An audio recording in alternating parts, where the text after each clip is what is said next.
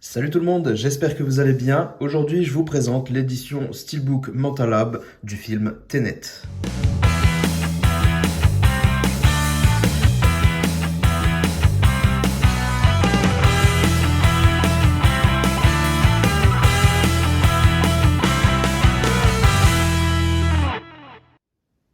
Alors je sais que ça fait un petit moment que je vous ai pas tourné de vidéo et je vous avais expliqué que c'est un petit peu compliqué dans ma vie actuellement et que j'ai très peu de temps pour tourner des nouvelles vidéos. Mais voilà, en plus tout ce mois-ci là je me disais j'ai plein de vidéos à tourner et j'aimerais vraiment vous les tourner mais je vous assure que j'ai pas trouvé un créneau pour réussir à le faire. Et c'est bien dommage. Écoutez, là, je pense que ça s'imposait. Je rentre aujourd'hui, je suis en congé pour rendez-vous médical. Je rentre assez tôt du rendez-vous médical. J'ouvre la boîte aux lettres, j'ai mon colis de Tenet. Donc là, tous les éléments sont réunis. Je dois tourner la vidéo et vous la montrer. Donc, je vous présente ce steelbook sans plus tarder. Mais déjà, comme d'habitude, on va faire un petit tour au niveau de tout ce qui est fourni avant le steelbook. Donc, moi, personnellement, j'ai opté pour le full zip, mais on y revient très bientôt. D'abord, on a accès à cette petite, dès qu'on ouvre le blister, on a accès à cette petite carte qui nous donne les caractéristiques principales. Ça nous permet de voir que le Blu-ray 4K contient une VF pour les intéressés. Le Blu-ray standard, non, malheureusement. Ensuite, il y a exactement, comme toujours, le petit sticker Mental Lab. Vous avez également la petite carte collector Mental Lab comme d'habitude, qui est plutôt sympathique sans plus je trouve, avec juste un impact de balle au milieu. Difficilement, c'est un petit peu dur de le voir je trouve, mais bon voilà. Ensuite, petite surprise, je savais pas que ça allait être fourni avec, on a des petits stickers, je sais pas trop où on peut mettre ça, mais voilà. On a deux petits stickers Tenet, noir et blanc, qu'on peut coller où on veut si on le souhaite. Ensuite, je vais vous montrer le full slip, parce que moi j'ai opté pour le full slip. Vous le savez, je préfère en général les full slip plutôt que les lenticulaires. Après, tout dépend des visuels, mais même des fois, si le full slip est un petit peu moins réussi en termes de visuel, je préfère quand même le prendre, parce que je préfère la finition de ceci, plutôt que les lenticulaires qui me font un peu mal aux yeux. Je sais pas si c'est moi, parce que j'ai une mauvaise vue, mais les lenticulaires, quand je les regarde, ça me fait un peu mal aux yeux, donc je sais pas. En tout cas, le full slip, j'en suis très content parce que déjà ce visuel, je l'aime bien. J'aime beaucoup cette image. En plus de ça, la finition est très bien réalisée. On a le petit spot gloss sur notre personnage en vice versa qui est très sympathique. Ça rend plutôt bien. Le reste est parfait, bien que ça respire un petit peu beaucoup le Photoshop. C'est quand même stylé. Dommage qu'on n'échappe pas comme d'habitude avec les films de Christopher Nolan. Il faut forcément qu'on voit son nom sur la cover. Je sais pas si vous avez remarqué, mais tous les films de Nolan, il faut qu'il y ait son nom en première face, partout sur les disques et tout ça. Ça doit être une des exigences de Nolan même, pour accepter, pour que son studio accepte de passer les droits. Donc voilà, l'image est plutôt sympathique. Elle part sur une continuité au-dessus, comme vous pouvez le voir ici, avec le titre qui est également Spot Gloss. C'est réussi. C'est en dessous, encore une fois, une continuité avec votre numéro d'exemplaire, limité à 900 exemplaires pour le full slip. Sur la tranche, continuité raccordée avec la face avant également, avec le titre toujours en Spot Gloss, le numéro de l'édition Mental Lab. Et le petit logo 4K Ultra HD et Warner. Rien de très particulier à vous présenter. Et voilà. Face arrière, alors ça me plaît bien. Ça me plaît bien. Je suis content de retrouver... je me disais, c'est bien qu'ils ont incrusté cette femme sur un des visuels. Malheureusement, elle se retrouve assez loin en profondeur de champ, donc elle est floutée forcément. Et ce que je trouve un petit peu étrange d'ailleurs, c'est d'avoir mis l'accent sur elle, donc le spot gloss, qui est très réussi, mais je trouve ça ça donne un effet un peu étrange, parce que tout ce qu'on met en spot gloss, en relief, c'est pour mettre en avant. Donc ça marche très bien avec notre acteur principal, mais je trouve ça un petit peu dommage sur elle, parce que quand vous mettez du relief, mais que tout ce que vous mettez en avant, c'est un personnage flou, je trouve que ça rend un peu étrange. Je sais pas si vous partagez cet avis, mais ça, je sais pas, ça donne un relief, mais sur un personnage flou, c'est assez étrange. Moi, pour ma part, j'aurais arrêté, je n'aurais pas mis le spot gloss ici. J'aurais fait le spot gloss sur lui uniquement, tac tac. Alors c'est vrai que ça l'aurait passé clairement au second plan, mais c'est ce que la photo veut déjà à la base, donc voilà. Je trouve ça un petit peu, bon, c'est pour chipoter, hein, c'est quand même très réussi. Vous voyez les éléments de relief là, vous les voyez bien. C'est quand même plutôt sympa. Je vous montre un petit peu de près. Très belle qualité, hein. Donc voilà, on fait déjà le tour du fourreau. Qu'est-ce qu'il me reste à vous montrer? Bah, le petit bouquin habituel, hein, le petit livret, très joli visuel, même si ça va faire un petit peu répétitif avec le steelbook. J'adore ce visuel. Il est vraiment, vraiment trop stylé. Face arrière, on a d'autres visus. Plusieurs, hein, des captures, pas trop mal. Sympathique. Et à l'intérieur, on va retrouver pas mal de photos.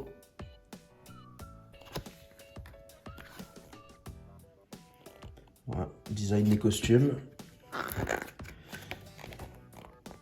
Voilà, les costumes qui ont été dessinés, etc. on a même des photos de coulisses. Je ne l'ai pas encore feuilleté, hein, c'est la première fois que je le feuillete là.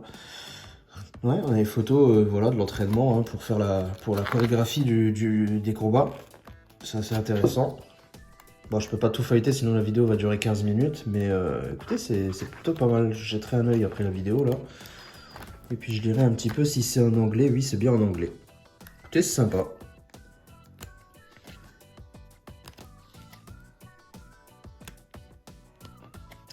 Pour info aussi, bon, je sais pas si ça vous intéresse forcément, mais je vous avais dit que j'hésitais beaucoup à me le prendre parce que j'avais pas spécialement aimé quand j'avais été le voir au cinéma. Il m'a un peu trop dérouté. Bah écoutez, je m'étais dit qu'avant de le commander, j'essayerais de le revoir et j'ai pas réussi, j'ai pas eu le temps. Donc je me le suis quand même commandé, j'ai pris un gros risque. Et bah finalement, je l'ai regardé entre temps, là, il y a quelques semaines de ça, il y a 2-3 semaines. Et j'ai passé un plutôt bon moment, hein, bien meilleur qu'au cinéma en tout cas. Au cinéma, j'avais clairement eu cette overdose d'informations là pendant la moitié du film, même plus que ça, qui m'avait un petit peu perdu. Et bah là, non, ça a été un petit peu mieux, même si bon, je lui reproche toujours beaucoup de choses, hein, l'absence d'émotion totale qui fait que je n'ai aucune empathie vers les personnages. Je trouve toujours, j'ai toujours le même ressenti, hein, en le voyant une deuxième fois, donc je trouve ça dommage. Donc ça sera clairement pas mon Nolan préféré, mais je l'ai trouvé quand même sympathique à regarder sans problème. À l'intérieur du steelbook, vous retrouverez également une petite pochette. À l'intérieur, il y a le disque qui contient les bonus. Voilà, sérigraphie un petit peu banale parce que le balle qu'on retrouve dessus est assez commun, on le retrouve un petit peu partout, hein. La pochette en elle-même est plutôt réussie, hein, avec cette finition un peu holofoil, je crois qu'on dit. C'est plutôt sympa. Et donc la deuxième petite enveloppe qui renferme les photos et les petites cartes. Alors niveau cartes, on a nos personnages principaux comme d'habitude. Robert Pattinson, ouais, cool. On a nos personnages principaux. C'est ce qu'il nous fallait. Et au verso, encore une balle. Hop. Ensuite, sur les photos, nous avons des photos plutôt sympas, bonne qualité. Ah bah tiens, on retrouve le même visuel qu'à l'arrière du full zip. Ok, sympathique. Et au verso, bon voilà, simplement Tenet. Et au cas où, si on ne le saurait pas, c'est un film de Christopher Nolan, c'est encore noté, hein. Ouais, je vous jure.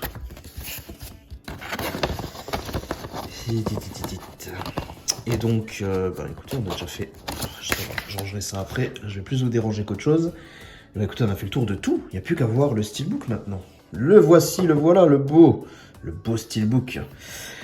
Super réussi. J'ai pas d'autres mots parce que clairement, quand on a vu les premiers visuels, je me suis dit oh là là, il faut que je craque, il faut que je le voie, il faut que je l'aime et il faut que je l'achète.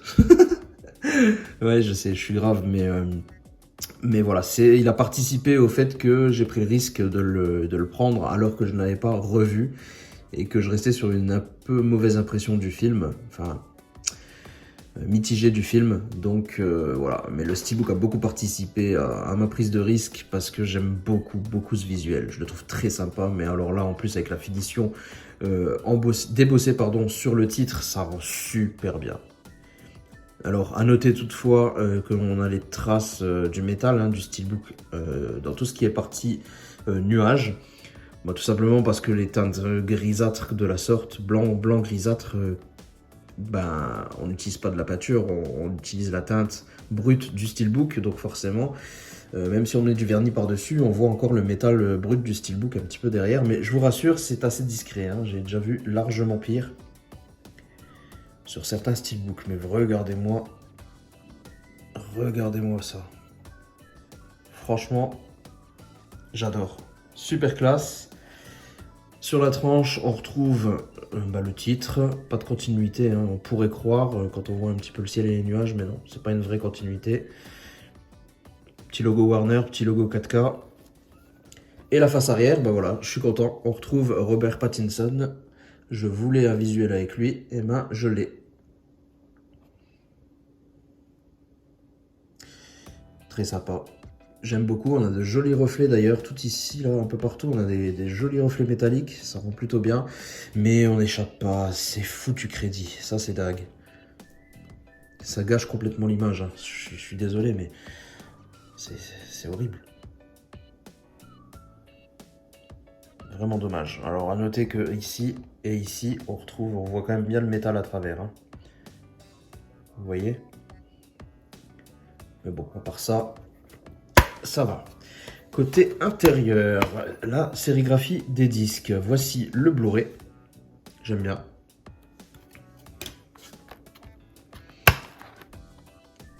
Et voici donc le Blu-ray 4K. Côté artwork interne, voilà. Alors Pattinson est très flou, hein, j'avoue, donc on voit pas grand chose du côté droit. Mais sinon l'artwork est plutôt correct, il n'y a pas de souci. La face extérieure du steelbook en intégralité, bon ça n'a pas trop quelque chose à voir, donc c'est pas très raccord, mais c'est pas bien grave. Sympa quand même, hein. Bah écoutez, voilà, on a déjà fait le tour. Écoutez, j'espère que cette vidéo vous a plu. Je vous remercie de l'avoir regardé jusqu'ici. Vous pouvez très bien vous abonner à la chaîne si vous le souhaitez.